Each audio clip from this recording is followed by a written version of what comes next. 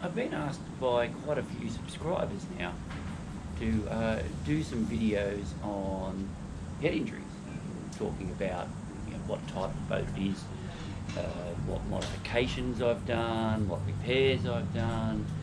I've had one question which was basically that particular subscriber wanted me to show the boat from one end to the other. Yeah, okay, well, when I first started out doing this channel, I hadn't really thought about doing that sort of thing too much. But at the moment, well, I'm at home, not going to go anywhere for a few more weeks with all the tourists around. And I thought, well, okay, why not? Let's do a series of a few videos showing some of the things that I've done to the boat. I would like to point out that if you want to do modifications and repairs and change things on your boat, or if your boat is like this, which is built in 1980 or something, things are going to need replacing and repairing. You either need to be a qualified fitter and machinist, which I am, but I never really worked in the trade. I did my trade and sort of that did a different career. But yes, you either need to be a qualified fitter and machinist, or extremely handy and know how to use a center lathe and some milling machines and welders and things like that.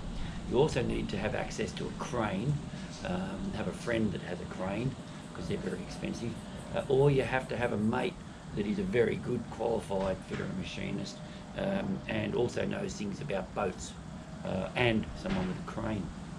If you've got all of those things, things become a lot cheaper.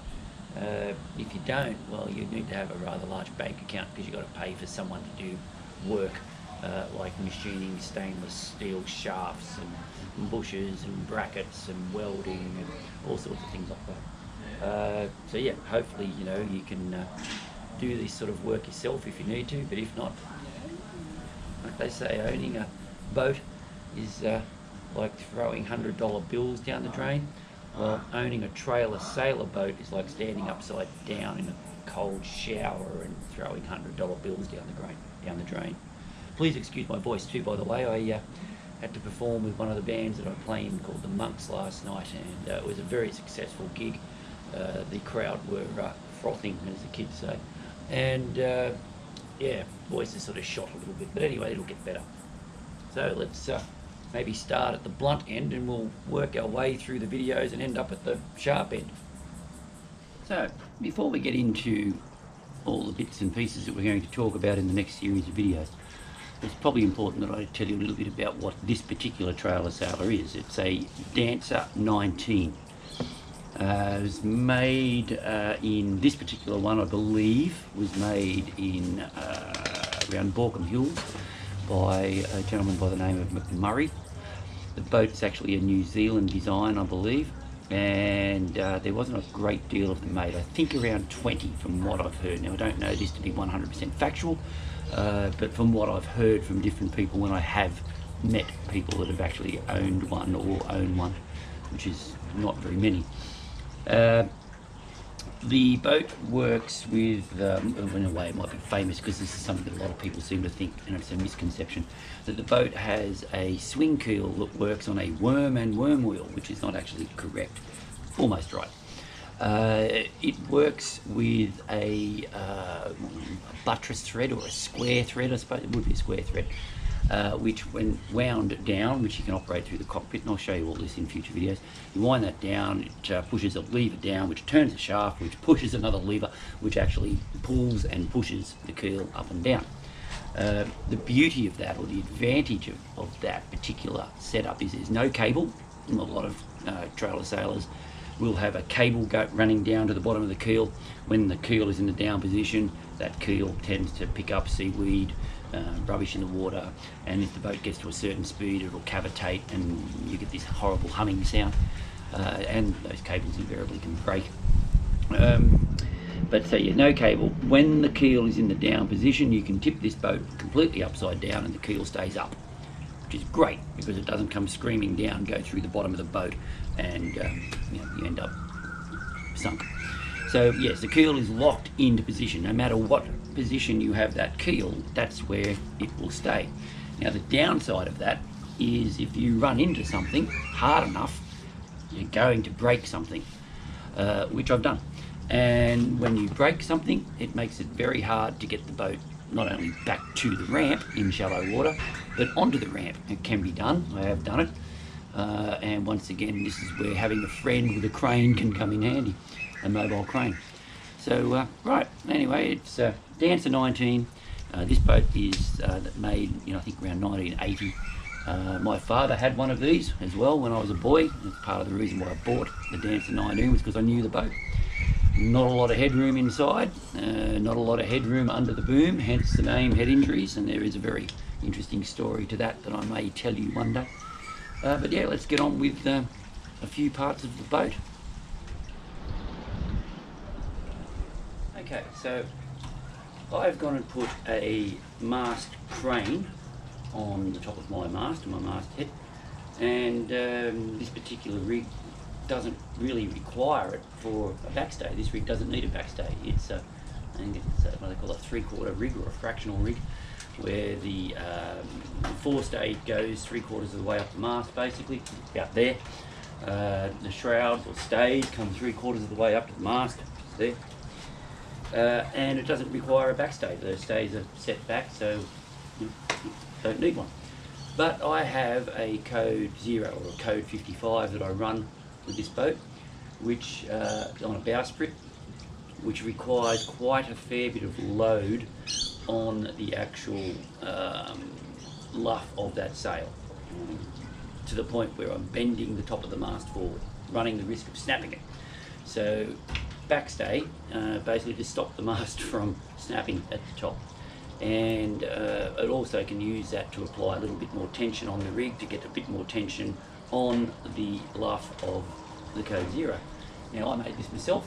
Why? Because I can't afford to go and buy a custom made masthead from a rigging company for thousands of dollars, when I can go to the Big Green Shed, which is a large hardware store that we have here in Australia, which I may or may not work for, and I can purchase some aluminium and some stainless bolts and a little, well, actually these things here were stainless steel hose clips, and I've made my own. Come back off the mast just enough so I can clear the leach of the mainsail. Comes down to some points in the back, block and tackle, standard type backstay type rig, and that's solely there so that I can support the top of the mast when it's under load from running a code 0. And yeah, there we go. Got some lights on there, which are basically anchor lights, one on either side. Get them on eBay or go to Super Cheap Auto or somewhere like that. They're just automotive type ones. They're not, there's not a light on the top like you might normally see on an anchor light, which gives you that 360 degree, but I get pretty close to it, one on either side. And I'm not usually in a lot of places where I'm anchoring at night where I really need to put it on. I have been Jarvis Bay, I had it on at Jarvis Bay, but everywhere else is I'm been pretty much tied up to a tree on the bank. So yeah, mast crane. Okay, so as far as backstay goes, standard, sort of set of block with a cleat, or running block with a cleat there. Just got myself from the local ship chandler some of these. I think they're a Ronston, just like a chain plate thing. Big washers behind that, nice solid part of the boat there anyway. One of those on either side. We'll just head around. As you can see, another one just there. Which also doubles as a really good way of tying the mast down when trailing. So I can actually get that set up and just pull on the cleat, or pull it tight through the block, pleat it into position, and then the leftover line I run over to a truckie's hitch, and that mast is not going to wobble around. So if you've got a backstay on your boat, maybe think about using it if you don't already, to double as a way of tying your mast down, which works really well. So yeah, so that's the backstay. Now moving along, what have we got next, ladies and gentlemen? Right, well, the ladder. Great story to the ladder. Down at my local harbour, which is Ulladulla Harbour, there's two slipways, a small one and a large one. The large one is used for mainly the commercial fishing boats. I was down there one afternoon many years ago. They have a garbage bin, big skip bin next to the slipway, and hanging out of it was a stainless steel ladder. So it's now on head injuries, and it fitted perfectly, which was pretty cool. So yeah, it's all about saving money, I suppose, too, because once again, all these things cost a lot of money, and I don't have that much. So yeah, free ladder.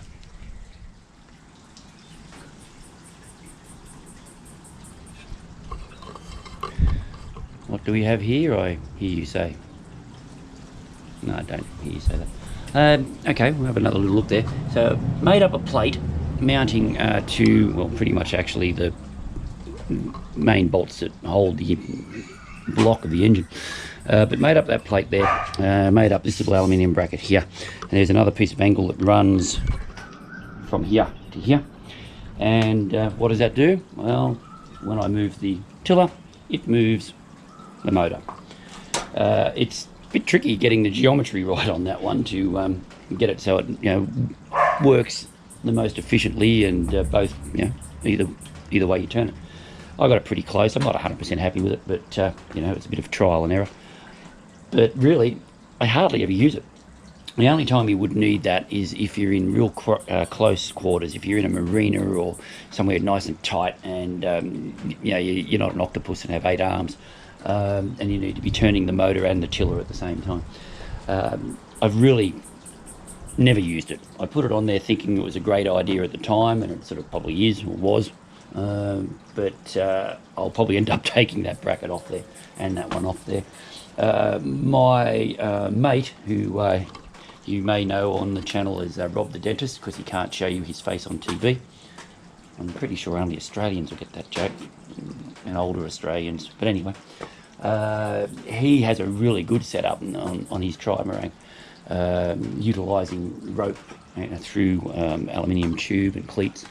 And he tends to use it all the time, and I think that's because the tri might be a little bit more difficult to manoeuvre in close quarter in marinas and boat ramps and things like that. Well, with this thing, I can just steer with the motor if I have to. So yeah, there's the, I don't even know what you would call that, tiller to motor connection. That sounds very technical, doesn't it?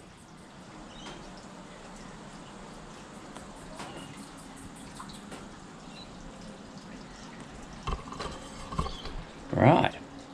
Well, here's something that you might find useful. Glow-in-the-dark tread tape, which you can get from the Big Green Shed. Or any other leading retailer hardware. You can buy this particular tread in large rectangles or squares. It's self-adhesive, and the adhesive is very good quality, and it glows in the dark. And I've put that in some strategic positions around head injuries where I need to step to be able to get down into the cockpit if I'm up on the deck, or getting into the boat. Like there, here, and the one that is the most important in my view is that, because I need to put my foot there quite often, and doing that at night when there's no moon it can be a bit dangerous, because if it's wet, or your feet are wet and you slip and it's all over Red Rover. But yeah, get yourself some of that and put it where you think you might need it, and it glows really well. It glows for, I think I've seen it glowing at just before sunrise, so it goes pretty much all night. It's not overly bright, but it's bright enough for you to be able to look down and see. If I put my foot there, I know I've got a good non-slip surface to stand on. I think I actually came up with that idea because I had slipped and landed on my butt, and it hurts. Luckily I didn't land over the side, or I wouldn't be doing this video with you now, quite possibly. I might be dead. Anyway, so there you go. Self-adhesive, glow in the dark, anti-slip tape.